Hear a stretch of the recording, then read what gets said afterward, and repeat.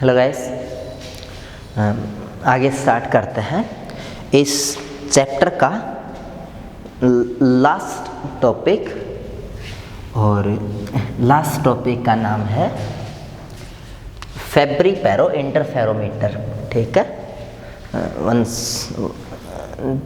Just a minute, मुझ खुद को दिखाई नहीं दे रहा, अब सही है। तो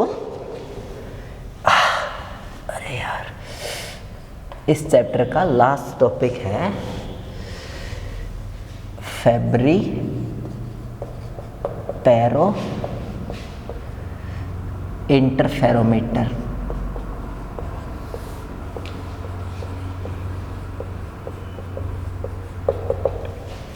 देखिए, ये जो फेब्री पैरो इंटरफेरोमीटर है, ये क्या होता है?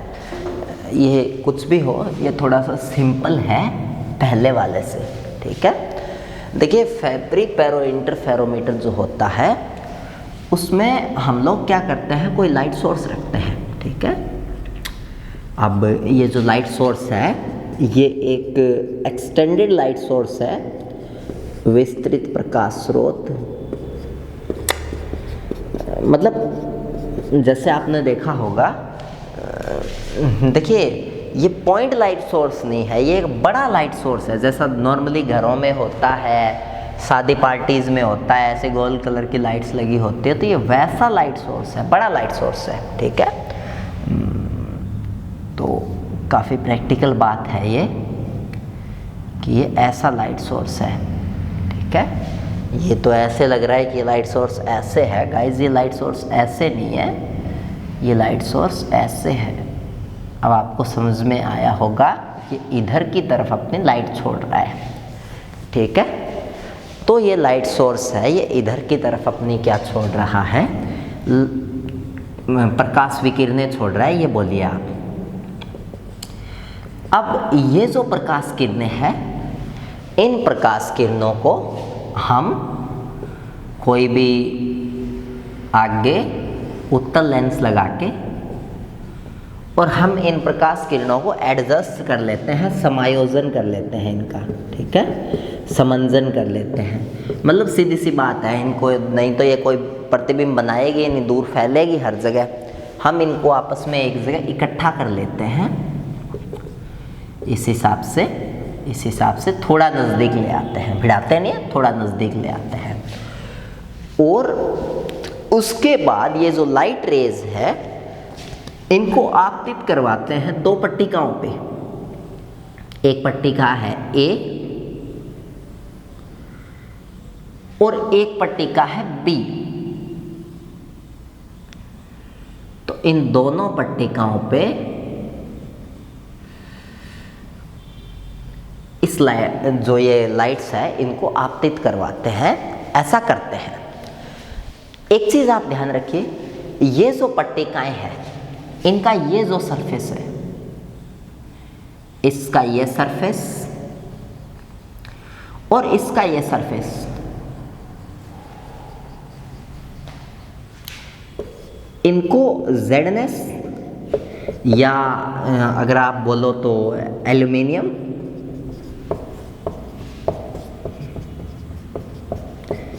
या इनको सिल्वर क्लेडेड किया गया है। मतलब इस पे चांदी, जिंक सल्फेट या एल्यूमिनियम का लेप किया गया है इन सरफेसेस पे।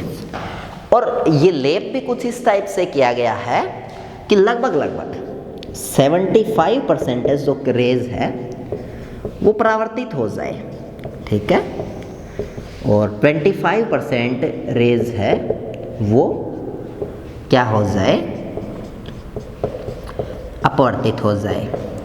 यानी 75% रेज है वो तो अपवर्तित हो जाए और 25% रेज है वो परावर्तित हो जाए। मतलब जो प्लेट ए है उसको कुछ इस टाइप का बनाया गया है, प्लेट बी है उसको कुछ इस टाइप का बनाया गया है। अब ये जो प्लेटें हैं, इन पे अभिलंब के अनुदिश थीटा कोण पे कोई एक लाइट रे मान लीजिए आपतित होती है। अब ये जो ए प्लेट है, ये अपने में से 75% रेज को अपवर्तित कर रहा है तो ये किरण इससे पार निकल जाएगी, ठीक है। लेकिन दिक्कत ये है कि ये जो है ये वापस इसको लगभग परावर्तित कर देगा। अब ये वापस इसको पार निकाल देगा, लेकिन इसका कुछ भाग 25% है उसको परावर्तित कर देगा। ये 25% बाहर निकाल देगा, लेकिन 75% को वापस परावर्तित कर देगा। ये सिलसिला हर रेज के साथ चलता जाएगा और इन दोनों पट्टिकाओं के बीच में बार बार बहु परावर्तन और बहु अपवर्तन होगा, multi reflection and multi transmission. और इसके कारण ये जो इतना एरिया है, इस एरिया के अंदर प्रकाश किरणें हैं वो भिड़ेगी और फ्रिंजें बनाएगी, ठीक है। और उन फ्रिंजों को दूर लगे किसी टेलीस्कोप वगैरह से देखा जा सकता है। या तो ऐसे बोलिए या फिर ऐसे बोलिए, इनमें से अपवर्तित किरणें हैं वो समांतर निकलेगी और इसमें से परावर्तित किरणें हैं वो भी समांतर निकलेगी। ये जो अपवर्तित किरणें समांतर निकलेगी, इनको किसी अन्य लेंस के द्वारा एक जगह इकट्ठा किया जाएगा और उस जगह पर्दे पर वर्ताकार क्या बनेगी, फ्रिंजेस बनेगी। 2-3 क्वेश्चन। पहली बात, फ्रिंजेस वर्ताकार कैसे बनेगी? देखिए, हम बार बार पढ़ते आए हैं। जैसे पढ़ना स्टार्ट कहाँ से किया था, 2 वेज्ड वाली पट्टिकाएं थी, एक पट्टिका ये थी और एक पट्टिका ये थी, एक दूसरे पे झुकी हुई थी, उनके बीच का एंगल थीटा था। तो ये जो पट्टिकाएं हैं इनसे सरल रेखीय फ्रिंजें बनी थी लास्ट बार। इसके बाद में जो भी डेरिवेशन आई, जिनमें कांच की पट्टिका थी उसके ऊपर लेंस रखा, उन सब में परतें बन रही थी और वर्ताकार फ्रिंजें बन रही थी, ठीक है। ऐसी स्लिट बन रही थी, 0 डिग्री एंगल था दोनों के बीच में, दोनों पट्टिकाओं के बीच में, और वर्ताकार फ्रिंजें बन रही थी। इनफैक्ट न्यूटन वलय बुध जो थे उनमें भी ऐसी एक समांतर पट्टिका थी, ठीक है, उससे न्यूटन वलय बन रहे थे, ठीक है। और उसके बाद में भी जो भी डेरिवेशन आए, जैसे कौन सा आया इससे पहले, माइकलसन इंटरफेरोमीटर, उसमें भी ऐसी पट्टिका थी, समतल पट्टिका, और उसमें भी कैसे बन रहे थे, वर्ताकार फ्रिंजें बन रही थी।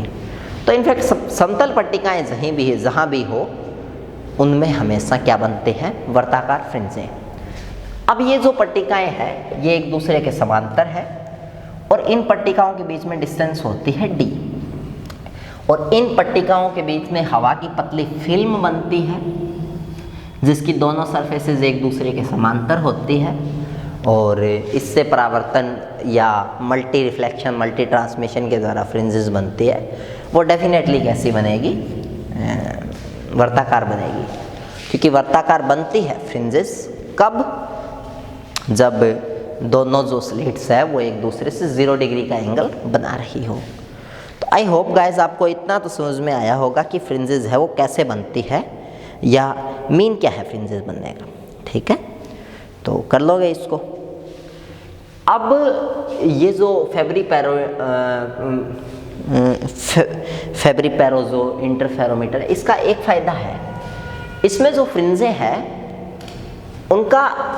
उनकी एक तो तीव्रता बढ़िया होती है, मतलब फ्रिंजें हैं वो माइकलसन वाले से ज़्यादा ब्राइट दिखाई देती है, और एक फ्रिंजों के बीच का कॉन्ट्रास्ट अच्छा होता है। मैं लिखता हूँ यहाँ पर कॉन्ट्रास्ट को बोलते हैं हिंदी में विपर्यास। देखिए, कॉन्ट्रास्ट या विपर्यास का मतलब है एक टाइप से, मतलब काला रंग और ज़्यादा काला दिखे, सफ़ेद रंग और ज़्यादा सफ़ेद दिखे, लाल रंग और ज़्यादा लाल दिखे, नीला रंग बहुत ज़्यादा नीला दिखे। तो रंगों के बीच में अंतर है वो इतना स्पष्ट हो, बहुत ज़्यादा स्पष्ट हो, तो उसको बोलते हैं कि वो एक अच्छा कॉन्ट्रास्ट है, ठीक है, अच्छा विपर्यास है। इनफैक्ट इंग्लिश लिटरेचर में कॉन्ट्रास्ट का मीन होता है, 2 मीनिंग होते हैं। एक तो कॉन्ट्रास्ट का मीनिंग होता है कोई चीज़ पे, एक टाइप से कोई चीज़ पे क्या करना, अरे यार जैसे बताऊँ, कोई स्टेटमेंट बोल के बताता हूँ, ऐसे तो पता नहीं चलेगा। जैसे मतलब एक टाइप से होता है ना, लाइमलाइट में रखना किसी को, तुम लोग लाइट भी नहीं समझोगे शायद। मतलब जैसे कोई बंदा है, ठीक है, वो लगातार तरक्की कर रहा है और कोई अच्छी फिल्मों में जैसा होता है, कोई और मतलब बंदा है वो उसको पीछे सपोर्ट कर रहा है और ये वो बोल रहा है कि इसको कॉन्ट्रास्ट में रखना। तो कॉन्ट्रास्ट में रखना का मतलब इसको अच्छे फाइनेंशियली एड करना। इसको अगर इसको कोई बीच में दिक्कत आती है बढ़ने में, कोई चीज़ करने में, तो आप अच्छा सपोर्ट करना। इसको कॉन्ट्रास्ट में रखना मतलब इसको प्रकाश में रखना, आई मीन इसको लाइमलाइट में रखना, ठीक है। इनफैक्ट अगर आप मतलब जैसे ये हीरो वगैरह होते हैं या कोई फिल्म मूवी करते हैं तो जैसे ये लाइमलाइट में आ जाते हैं तो उसके बाद इनको दूसरी मूवी वगैरह अच्छी मिलती है, तो ऐसे बोलते हैं ये कॉन्ट्रास्ट में आ जाते हैं। एक तो वो मीनिंग होता है और एक कॉन्ट्रास्ट का मीनिंग होता है कॉन्ट्राडिक्ट, यानी कॉन्ट्राडिक्ट तो आप समझ जाओगे, एक दूसरे का उल्टा पुल्टा होना, ठीक है। जैसे मतलब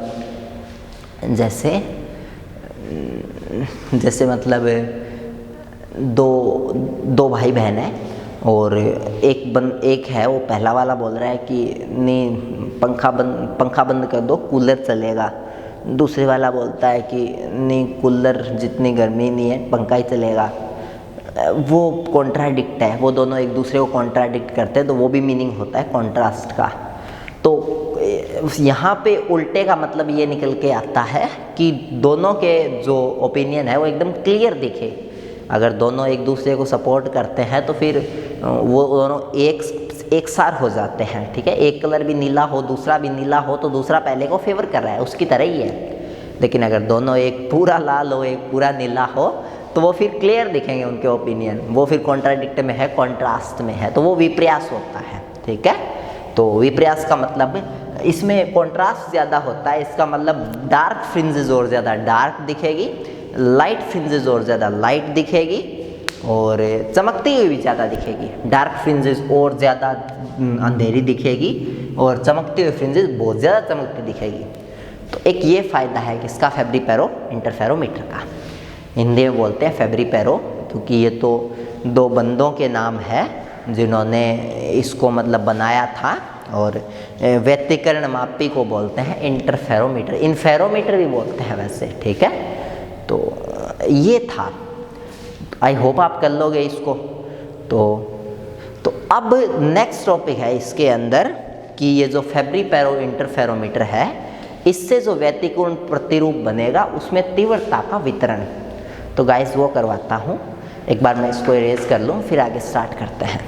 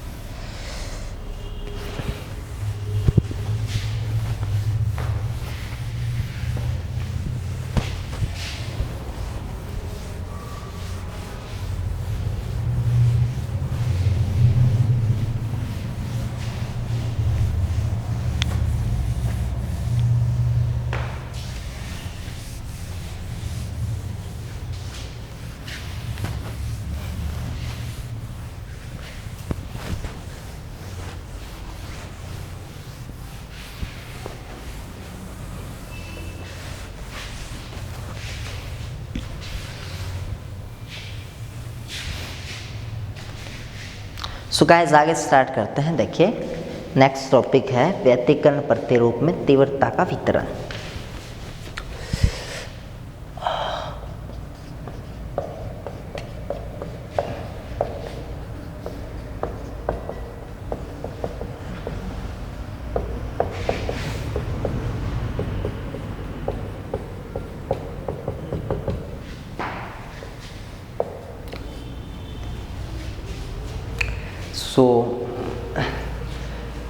ये मान लो ए वाली पट्टिका थी और ये बी वाली पट्टिका थी। कोई एक रे आई और वो रे यहाँ पर क्या हो गई, वो रे ये रे यहाँ पर परावर्तित हो गई, ठीक है। अब एक चीज़ मैं मान लेता हूँ कि ये जो रे यहाँ पे आई इसका आयाम है a, ठीक है, और ये जो पट्टिका है इस पट्टिका का परावर्तन गुणांक है r, इसका भी r है क्योंकि ये दोनों पट्टिकाएं एक जैसी है बिल्कुल, और इसका जो अपवर्तन गुणांक है वो है t और इसका भी अपवर्तन गुणांक है कितना, t, ठीक है। तो दोनों का परावर्तन और अपवर्तन गुणांक बिल्कुल क्या है, सेम है। अब देखिए एक चीज बताऊं, ये जो किरण यहाँ पे आई है इसका परावर्तन गुणांक r है, लेकिन जो किरण है उसकी जो तीव्रता है वो होती है k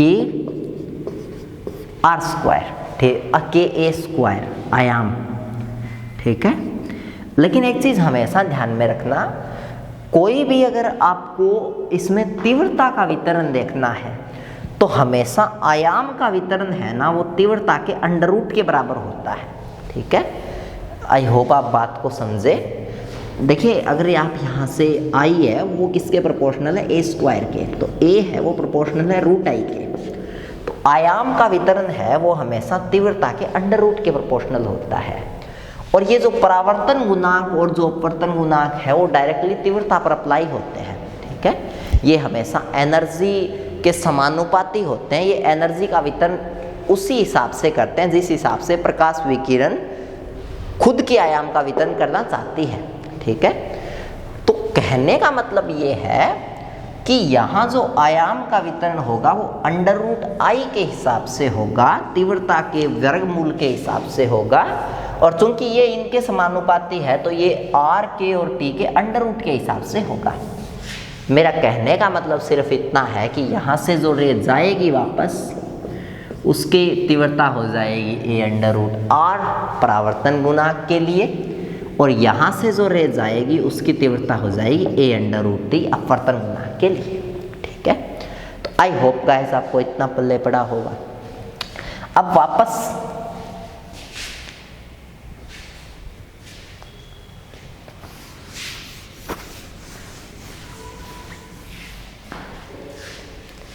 देखिए, वापस अगर यहाँ पे बात करें तो यहाँ पे जो वापस तीव्रता है एक रे इधर जाएगी और एक रे वापस इधर जाएगी, ठीक है। अब ये जो रे इधर जाएगी इसका एक सरफेस से, अब एक चीज बताऊं, यहाँ से जो रे आई वो थी a रूट टी, और वापस रे का अपवर्तन होगा तो वो जो भी आयाम आएगा उसका क्या कर देगी, रूट टी उसके साथ लगा देगी। तो कुल मिला के यहाँ से जो रे गई उसका आयाम होगा a। ऐसे ही जो इधर रे गई ये वाली, इस रे का आयाम कितना होगा, देखिए ये रे है a रूट टी, इसका यहाँ से परावर्तन हुआ तो a रूट टी तो पहले से है और जिस चीज का परावर्तन होता है उसमें रूट आर लग जाता है, तो ये होगा a रूट आर टी। इसका वापस यहाँ पर टकराने के बाद ये एक पार निकल जाएगी एक रे, तो यहाँ से अब देखिए ये रे यहाँ से जो पार निकलते हैं तो टी आता है, तो रूट टी तो टी हो गया और रूट आर बन जाएगा, तो ए टी रूट आर। ये रे यहाँ पर टकराएगी और इधर वापस आएगी, यानी वापस परावर्तन हुआ। वापस अगर परावर्तन होता है तो आर एक बार और आ जाएगा और आर तो सही हो जाएगा एकदम, और ए आर रूट टी, और यहाँ वापस एक बार अपवर्तन होगा ऐसे तो एक बार और टी आ जाएगा और ए टी आर। ऐसे ही गाइस आगे ये प्रक्रम चलता रहेगा। यहाँ से जो रे जाएगी उसका होगा क्या, a root t r, a root t r root r, ठीक है। और यहाँ रे वापस इससे अपवर्तित होगी तो अपवर्तन में एक टी और आ जाएगा तो a t r root r. तो यहाँ तो हर जगह आर का मल्टीप्लाई होता रहेगा और हर जगह यहाँ भी आर का मल्टीप्लाई होता रहेगा, तो कुल मिला के यहाँ तो ये चलता रहेगा a t r square, a t r cube, ऐसे, और यहाँ चलता रहेगा a root r, a t root r, और एक मिनट कुछ गड़बड़ तो नहीं करती ना, a root t root r, a root t are,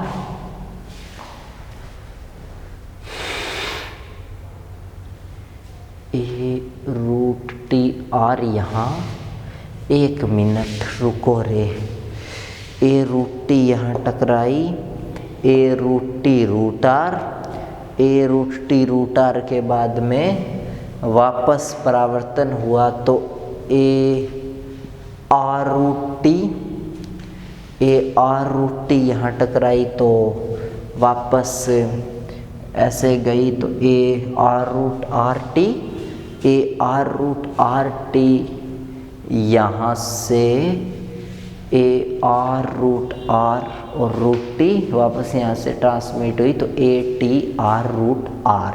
ठीक है, सही है गाइस। तो ऐसे अगले में होगा a t r square root r, यहाँ वाले में a t r square root r. Anyway ये चलता जाएगा, ठीक है। लेकिन आपने वो वाला डायग्राम देखा गाइस, इस डायग्राम में ये 2 प्लेटें थी, ये लाइट सोर्स था, विस्तृत प्रकाश स्रोत।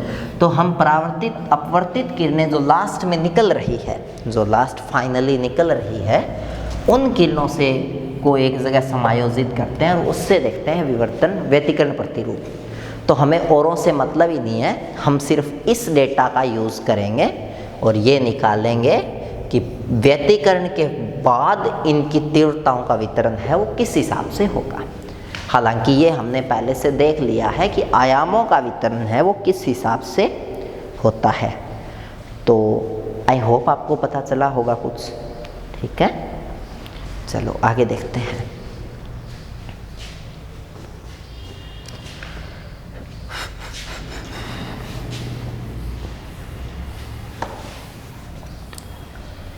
एक ही प्रकाश स्रोत से निकली सारी किरणें कला संबद्ध होती है। अगर कोई प्रकाश स्रोत सिर्फ अपने में से एक ही किरण छोड़ रहा है, ठीक है, और सच्ची में ऐसा यहाँ हो रहा है। एक ही प्रकाश किरण थी, उसने इतनी सारी प्रकाश किरणों को एक टाइप से जन्म दे दिया। तो चूंकि ये सारी प्रकाश किरणें इस मूल प्रकाश किरण से निकली है, तो ये 110% कला संबद्ध होगी, भले ही इनका पथांतर अलग अलग हो। और ये कला संबद्ध किरणें जो है, जिनके बीच में एक कलांतर या पथांतर हो सकता है, बट कला संबद्ध है। तो ये जो कला संबद्ध किरणें हैं, इनको आगे किसी उत्तल लेंस से मिलाया जाएगा और उसके बाद व्यतिकरण प्रतिरूप देखा जाएगा। तो एक बार के लिए मान लेते हैं कि ये जो किरण है, ये जो तरंग है, इसकी समीकरण है y1, ये जो समीकरण है इसकी समीकरण है y2, ये जो किरण है इसकी समीकरण है y3। देखिए, जो बीएससी फर्स्ट ईयर है उसके अंदर मान लो आपकी सीधी बीएससी है, उसमें 3 बुक्स लगती है और इंटीग्रेटेड वालों में 2 लगती है। तो जो भी हो, चाहे कौन सी भी बुक हो, उसमें जो इलास्टिसिटी वाली बुक है, जिसके अंदर प्रत्यास्थता के बाद में फ्लूइड के बाद में, अबे यार मैं खुद भूल गया, हाँ प्रत्यास्थता है, जिसके अंदर फ्लूइड है, जिसके अंदर कर्ल डाइवर्जेंस वाले वो चैप्टर है, जिसके अंदर एक वो चुंबकीय क्षेत्र वाला भी पार्ट है, उसमें एक लास्ट चैप्टर है विद्युत चुंबकीय विकिरणें, ठीक है। और उसमें उस चैप्टर में विद्युत चुंबकीय तरंगों के बारे में इतना डीप दिया हुआ है कि उसके बाद अगर आप अगर आप मास्टर्स में भी अगर ना पढ़ते हो एक बार विद्युत चुंबकीय तरंगे, तो आप ऐसे मानो कि आप 90 से ज़्यादा नहीं 70 या 65 पे ही आओगे, इससे नीचे नहीं उतरोगे, ठीक है। ये इतनी मतलब काबिलियत है उस यूनिट की।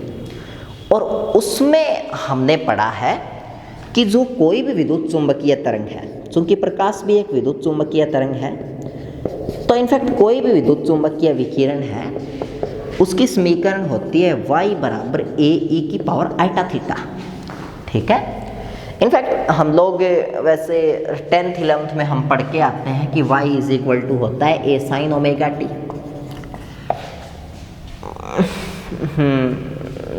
y = a sin ωt।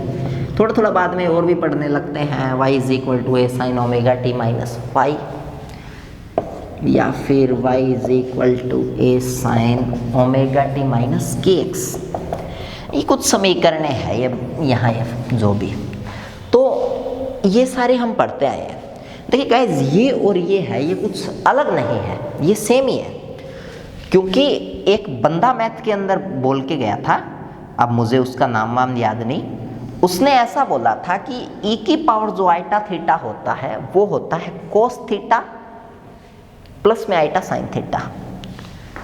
तो थीटा तो आपको पता ही है, y is equal to a sine ओमे, ये साइन के आगे जो पूरा होता है ये एंगल होता है किसी भी तरंग का, चाहे आप ये ओमेगा टी माइनस फाइव मानो चाहे omega t minus k x मानो।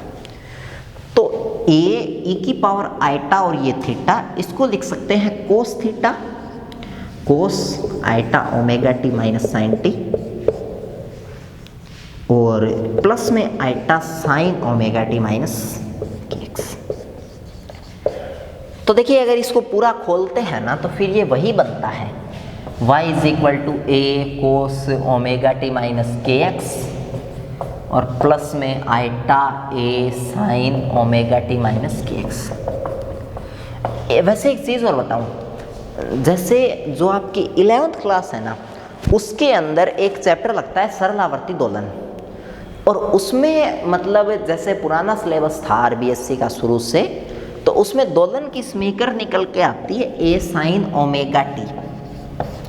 ठीक है, एक टॉपिक भी है सरलावर्त गति वर्तीय गति के प्रक्षेप के रूप में, तो वहाँ ये समीकरण निकल के आती है। ठीक है, ये गाइस इतना मतलब देखो अब कहाँ 11वीं कहाँ बीएससी सेकेंड ईयर, बट एक मतलब ये यहाँ पे आके पता चलता है कि जड़ें आपको स्ट्रॉन्ग बनाती है।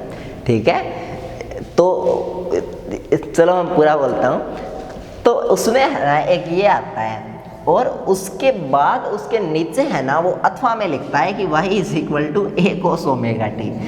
ये भी समीकरण होती है। ठीक है, अब जैसे जैसे हम आगे बढ़ते हैं हम इस समीकरण को लेते जाते हैं, इस पे वो पूरा चैप्टर कर लेते हैं, उसके बाद एक चैप्टर आता है तरंग गति, वो पूरा कर लेते हैं, 12वीं में पूरा खत्म कर लेते हैं ए साइन ओमेगा टी, और हमारे दिमाग में सब जाता है कि तरंग की ये समीकरण होती है। बट गाइस साइन और कोस दोनों के जो फंक्शंस हैं वो तरंग को डिनोट करते हैं। ठीक है, तो y is equal to a cos omega t दोलन की समीकरण को डिनोट करता है, cos omega t minus five या omega t minus k x दोलनकारी कण के द्वारा संचरित तरंग को डिनोट करता है। ठीक है, और ये भी सही है। फिर उसके बाद बीएससी में ये पढ़ा जाता है कि जो विद्युत चुंबकीय तरंगें होती हैं उनके दो प्रभाग होते हैं, दो डिवीजन्स होते हैं, एक होते हैं वास्तविक डिवीजन और एक होते हैं काल्पनिक डिवीजन। तो तरंगों का जो वास्तविक प्रभाग है वो ये होता है और काल्पनिक प्रभाग है वो ये होता है। तो ये पूरा सार निकल के आता है इस समीकरण का।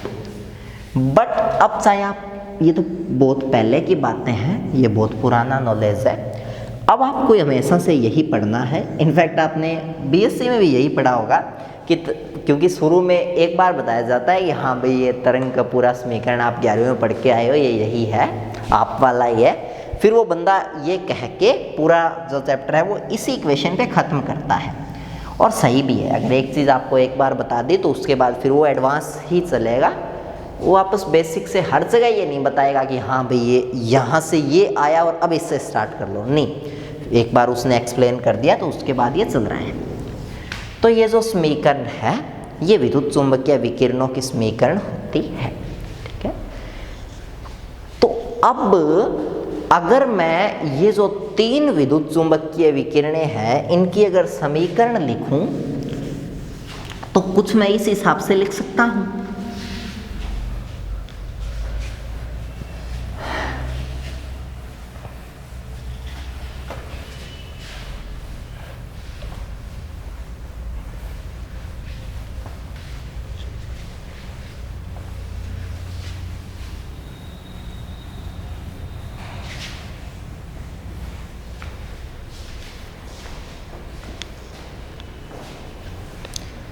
एक